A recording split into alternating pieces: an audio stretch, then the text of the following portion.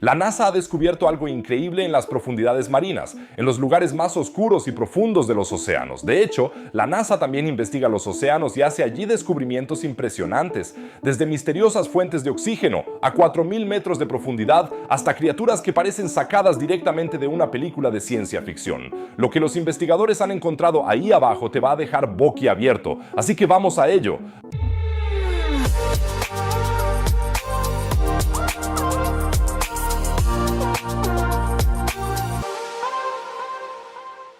¿Por qué es precisamente la NASA la que investiga las profundidades marinas? Muy sencillo, en muchos aspectos los océanos son tan inaccesibles y misteriosos como los mundos lejanos del espacio. Escribidme directamente en los comentarios si preferiríais ser astronautas o buzos de aguas profundas. Tengo curiosidad por saber cuál es vuestra preferencia. Y si os fascinan los misterios de los océanos tanto como a mí, pulsad ahora el botón de suscribirse. No cuesta nada, nunca os perderéis nuevos descubrimientos y me ayudaréis mucho. Muchas gracias, chicos. Las similitudes entre el espacio y las profundidades marinas son realmente asombrosas. Condiciones de presión extremas, oscuridad total, formas de vida extrañas, y precisamente por eso la NASA tiene un enorme interés en explorar las profundidades marinas. Aunque se la conoce como una organización espacial, también lleva a cabo todo tipo de investigaciones en los océanos de la Tierra, lo cual tiene mucho sentido ya que la vida en las profundidades marinas puede darnos pistas sobre una posible vida extraterrestre en otros planetas. Pero antes de ver los logros concretos de la NASA en el mar, retrocedamos un poco en el tiempo. Quizás conozcas la afirmación de que sabemos más sobre nuestra Luna que sobre nuestros océanos. Esta suposición es cierta, ya que disponemos de información más detallada sobre la superficie de la Luna que sobre el fondo marino. La Luna, por ejemplo, ha sido cartografiada con gran detalle gracias a numerosas sondas espaciales, misiones tripuladas y satélites, y disponemos de imágenes y datos de alta resolución de toda su superficie. En cambio, solo una pequeña parte del fondo marino ha sido cartografiada con una resolución comparable, ya que la cartografía del fondo oceánico es mucho más difícil debido a los retos técnicos que plantean la profundidad y las condiciones extremas. Las sondas de aguas profundas y los vehículos teledirigidos deben soportar una presión extrema, la oscuridad y a menudo condiciones térmicas adversas. Además, históricamente se ha dedicado más atención y recursos a la exploración del espacio, especialmente durante la Guerra Fría. La exploración de los océanos es de suma importancia científica y ecológica, pero a pesar de ello ha recibido menos atención pública y política. Por supuesto, hasta la fecha hemos avanzado mucho. El 23,4% del fondo marino ya se ha cartografiado con alta resolución mediante técnicas de ecosonda y, a pesar de los avances, una gran parte del fondo marino sigue sin cartografiar. El proyecto SEABED 2030, por ejemplo, se ha fijado el ambicioso objetivo de cartografiar por completo todo el fondo marino para 2030. La NASA va a contribuir mucho a la exploración de los océanos y ya tiene en marcha algunos proyectos interesantes que también nos ayudarán a avanzar en el espacio. La NASA se fundó el 29 de julio de 1958, cuando el presidente estadounidense Eisenhower firmó la Ley Nacional de Aeronáutica y del Espacio. El objetivo principal de la creación de la NASA era promover la aviación y la navegación espacial civiles de los Estados Unidos, así como impulsar la investigación científica y la exploración del espacio y la atmósfera terrestre. Además, debía desarrollar tecnologías y vehículos necesarios para la exploración espacial y la aviación y ampliar la comprensión de los fenómenos atmosféricos y espaciales para enriquecer el conocimiento de la humanidad. En 1978, la NASA comenzó a dedicarse intensamente a los océanos de la Tierra al lanzar su primer satélite oceanográfico diseñado específicamente para ello, el SEASAT. Este satélite era capaz de recopilar datos sobre los vientos en la superficie del mar, las temperaturas superficiales, la altura de las olas y otras características, y estos datos ayudaron a la NASA a aprender más sobre los océanos de nuestro planeta y su influencia en el clima global. Además del SEASAT, la NASA lleva a cabo muchos otros proyectos de investigación oceánica. Por ejemplo, en las misiones NEEMO, en la base Aquarius Reef frente a la costa de Florida, se aloja a astronautas en un laboratorio de investigación submarino, donde trabajan bajo el agua en un entorno espacial simulado para prepararse así para futuras misiones espaciales. La base Aquarius Reef es la única instalación de investigación submarina del mundo con personal permanente. Se encuentra a unos 19 metros bajo el nivel del mar y consta de unidades de vivienda y de trabajo. Las condiciones de espacio reducido y aislamiento se asemejan a las de la ISS y ofrecen unas posibilidades de entrenamiento óptimas. Hasta ahora, se han llevado a cabo 23 misiones NEEMO en las que los astronautas han trabajado juntos bajo el agua durante hasta 3 semanas e incluso han tenido la oportunidad de ponerse trajes de buceo de aguas profundas y hacerse una idea de cómo pueden ser los paseos espaciales en el espacio. espacio. Pero la NASA también está probando un montón de avances técnicos. Drones de aguas profundas, por ejemplo, vehículos submarinos autónomos que deben soportar condiciones de presión extrema y grandes diferencias de temperatura, lo que se ajusta perfectamente a las condiciones de otras lunas heladas. Estas tecnologías deben funcionar de forma autónoma, ya que la comunicación por radio es muy limitada a grandes profundidades y a largas distancias. También es muy importante estudiar formas de vida extremas en la Tierra, el descubrimiento de vida en entornos extremos, como las fuentes hidrotermales de la zona Hadal de la fosa de las Marianas, demuestra que la vida puede existir y prosperar en condiciones tan extrañas. Así que, ¿por qué no también en el espacio? Las lunas Europa y Encélado tienen océanos líquidos bajo sus capas de hielo. En Europa, este océano se encuentra bajo una capa de hielo de entre 10 y 30 kilómetros de espesor, mientras que en Encélado se ha detectado a través de géiseres que lanzan vapor de agua y partículas de hielo al espacio. Se cree que en el fondo de estos océanos hay actividad hidrotermal similar a las fuentes hidrotermales de la Tierra. Estas fuentes de calor podrían proporcionar la energía necesaria para que exista vida. Con la misión Europa Clipper, la NASA quiere averiguar si las condiciones en Europa podrían permitir la vida tal y como la conocemos. En 2030, la sonda espacial llegará a Júpiter y podrá realizar numerosas pruebas in situ. Europa Clipper estará equipada con una gran variedad de instrumentos científicos, entre ellos cámaras y espectrómetros, para poder capturar imágenes de alta resolución de la superficie y analizarla. Habrá radares para estudiar la capa de hielo y las aguas que hay debajo, así como instrumentos térmicos para registrar diferencias de temperatura e identificar posibles actividades hidrotermales. Mucho de esto ya lo ha probado antes la NASA en los océanos y ahora se aplica en el espacio. El océano de Europa podría alcanzar una profundidad de hasta 100 kilómetros. La fosa de las Marianas solo tiene unos escasos 11 kilómetros de profundidad, pero los científicos estiman que la presión hidrostática en el fondo de Europa podría oscilar entre 130 y 260 megapascales. La presión en el fondo de la fosa de las Marianas es de unos 110 megapascales, así que ambos lugares exigen tecnologías robustas que hay que investigar. Por ejemplo, está el submarino de aguas profundas Limiting Factor, que puede sumergirse en lo más profundo de la fosa de las Marianas y soportar profundidades de más de 10.900 metros. Para Europa eso aún no es suficiente, pero a los investigadores aún les queda un poco de tiempo para desarrollar un submarino interplanetario adecuado. En el proyecto Valkyrie, que significa Very Deep Autonomous Laser Powered Kilowatt Class Yo-Yoing Robotic Ice Explorer, los científicos ya están investigando la viabilidad de un crirobot impulsado por láser que sería capaz de derretir la capa de hielo de Europa para explorar el océano. Y en el proyecto IceFin, los investigadores están probando un pequeño robot con forma de torpedo que puede perforar capas de hielo y sumergirse en océanos subglaciales. IceFin ya se ha probado en la Antártida para poner a prueba la tecnología que algún día se podría usar en Europa. El descubrimiento de vida en el sistema solar tendría un impacto enorme en la probabilidad de que haya vida en todo el universo. Entonces podríamos dar por hecho que la vida es algo totalmente normal y que los pequeños alienígenas burbujeantes son la norma en otros sistemas estelares. Pero incluso los seres vivos de nuestro planeta parecen en parte extraterrestres. Echemos un vistazo a algunos de los habitantes más impresionantes de nuestros océanos. Antes de nada, aclaremos brevemente qué es realmente el fondo marino.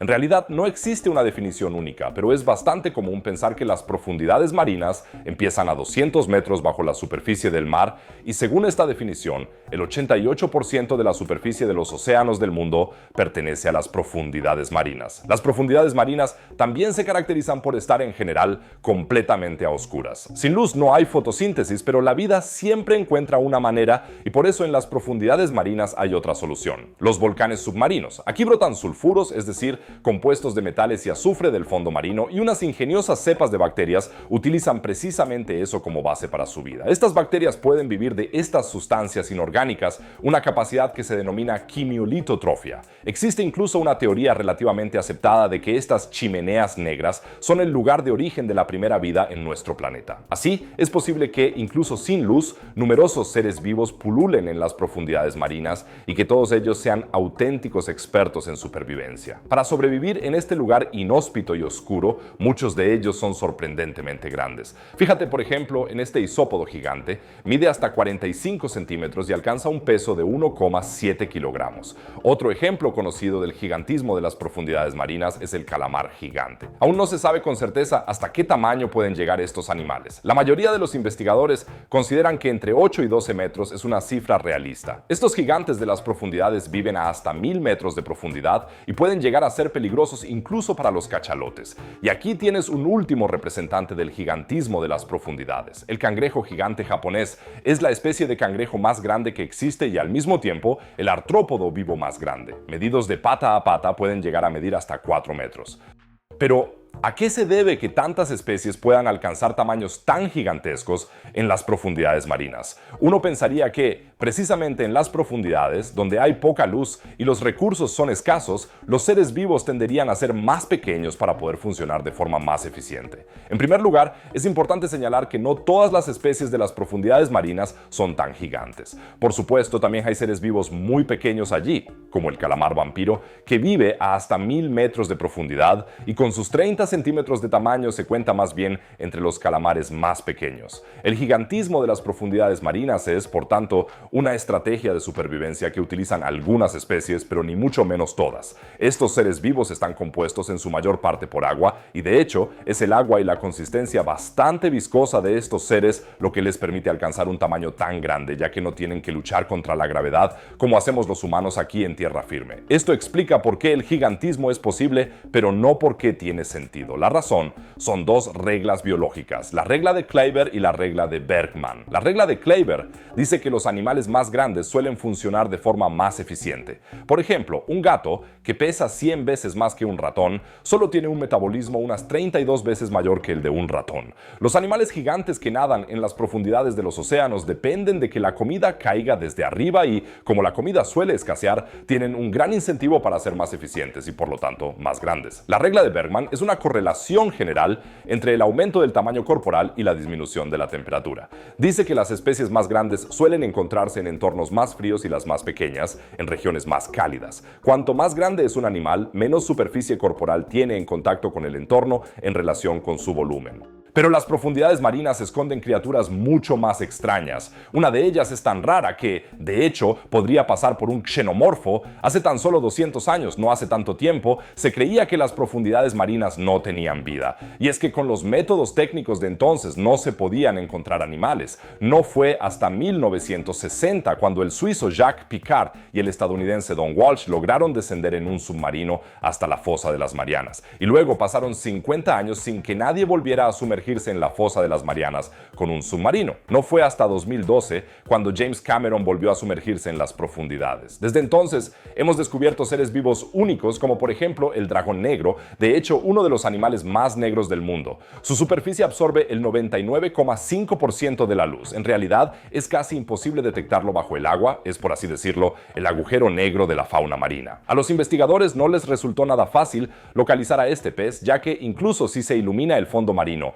con una fuente de luz brillante, el dragón negro del Pacífico solo parece una superficie de un negro intenso. Para el dragón negro del Pacífico, la oscuridad es, por supuesto, una ventaja evolutiva extrema, ya que no puede ser detectado y, a su vez, puede acercarse sigilosamente a sus presas sin ser visto. Investigadores británicos han logrado desarrollar un material artificial que es aún más negro que el dragón negro del Pacífico. De hecho, este solo refleja el 0,035% de la luz, es decir, prácticamente nada, y la razón de su baja reflectividad es la composición de este material. Está formado por innumerables nanotubos de carbono de paredes múltiples, dispuestos perpendicularmente sobre un sustrato de aluminio. Así que, en cierto modo, se ha imitado artificialmente la capa de pigmento de la piel del dragón negro. Estos materiales supernegros son de vital importancia para el desarrollo de telescopios, antenas parabólicas u otros sensores metálicos de la tecnología espacial o la energía fotovoltaica, ya que deben absorber al máximo la luz solar o la radiación infrarroja y reflejar lo menos posible.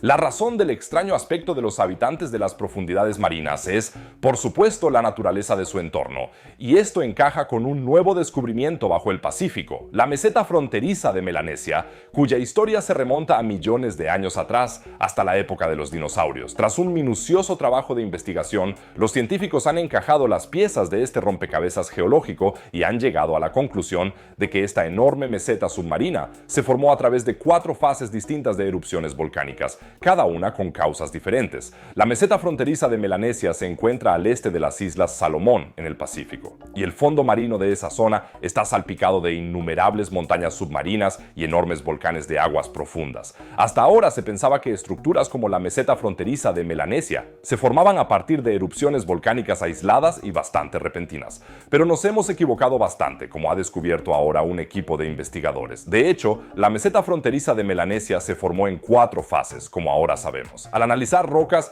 de diferentes épocas geológicas que los investigadores recuperaron de las profundidades del océano en esta región del Pacífico, pudieron datar estas fases con bastante precisión. En el Cretácico, hace unos 120 millones de años, la formación de la meseta comenzó con una enorme erupción de lava basáltica. Esto creó una gigantesca superficie submarina que en aquel entonces probablemente no sobresalía por encima de la superficie del mar. Hace unos 45 millones de años, una parte del fondo del Pacífico se desplazó sobre un punto caliente del manto terrestre, conocido como el punto caliente de Ruruto-Arago. Esto dio lugar a la formación de una cadena montañosa submarina con islas. La meseta fronteriza de Melanesia se desplazó entonces sobre el punto caliente de Samoa. Este punto caliente sigue activo y forma las actuales islas de Samoa. En los últimos 3 millones de años, los movimientos tectónicos en la fosa de Tonga han desencadenado nuevas erupciones volcánicas en la meseta.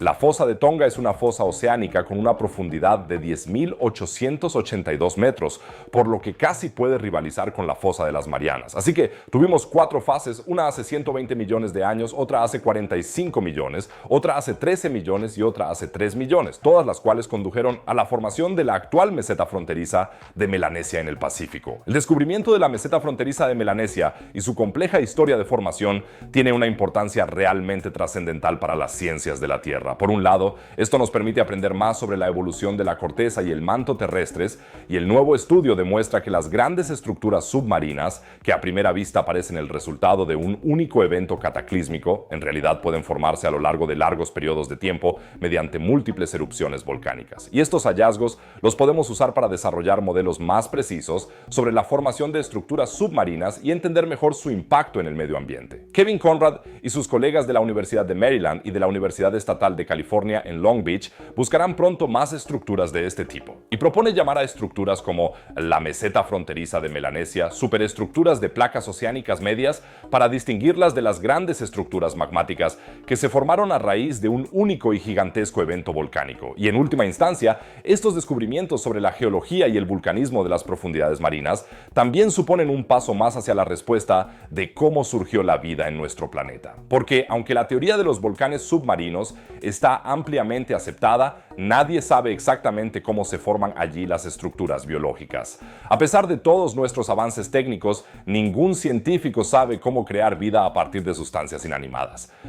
El último descubrimiento podría ser un paso hacia la resolución de este enigma. Para ello, nos sumergimos en la zona Clarion-Clipperton, una enorme área del Océano Pacífico situada entre Hawái y México. Aquí, a una profundidad de 4.000 metros, los investigadores han encontrado una misteriosa fuente de oxígeno que, al parecer, funciona independientemente de la luz solar y la fotosíntesis. En la Tierra, la mayor parte del oxígeno lo producen las plantas, el plancton y ciertas bacterias que usan la luz solar para convertir el dióxido de carbono en agua, azúcar y como subproducto oxígeno. Sin embargo, a 4.000 metros de profundidad no llega la luz solar. Ya a partir de los 200 metros todo queda en completa oscuridad. Y aún así, los investigadores han encontrado una fuente de oxígeno. Al estudiar el fondo marino en la zona de Clarion-Clipperton, se encontraron con áreas en las que la concentración de oxígeno era de repente mucho más alta que en los alrededores. Y no solo eso, sino que la concentración siguió aumentando durante un periodo de 48 horas. Repitieron sus mediciones varias veces e incluso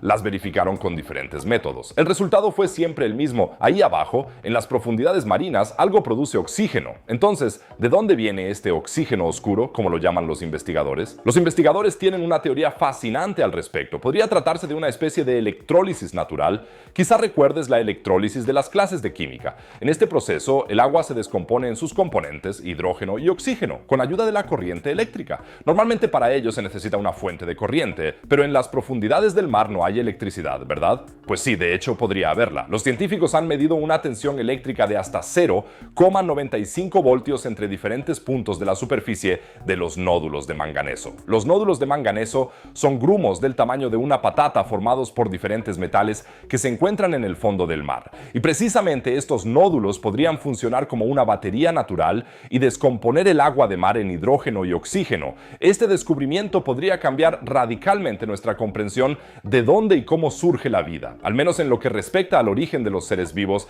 que respiran oxígeno. Si hay una forma de producir oxígeno sin luz solar, eso abre posibilidades totalmente nuevas. Piensa en todos esos lugares del universo en los que hasta ahora pensábamos que la vida era imposible porque no hay suficiente luz solar, los océanos bajo la capa de hielo de Europa, la luna de Júpiter, por ejemplo, o los lagos de metano en Titán, la luna de Saturno. Si allí se dieran procesos similares a los de la zona de Clarion-Clipperton, de repente sería posible que hubiera vida en lugares que hasta ahora considerábamos absolutamente hostiles. Este descubrimiento también podría explicar cómo surgió la vida en la Tierra. Quizás ya había vida en las profundidades de los océanos primitivos mucho antes de que los primeros organismos fotosintéticos enriquecieran la atmósfera con oxígeno.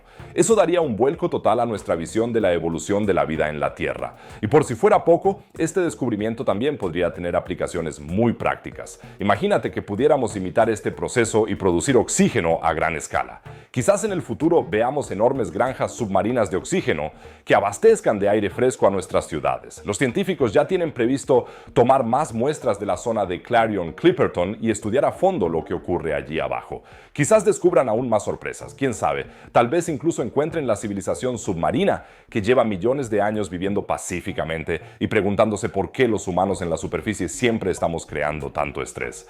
Espero que ahora seáis todos auténticos expertos en las profundidades marinas.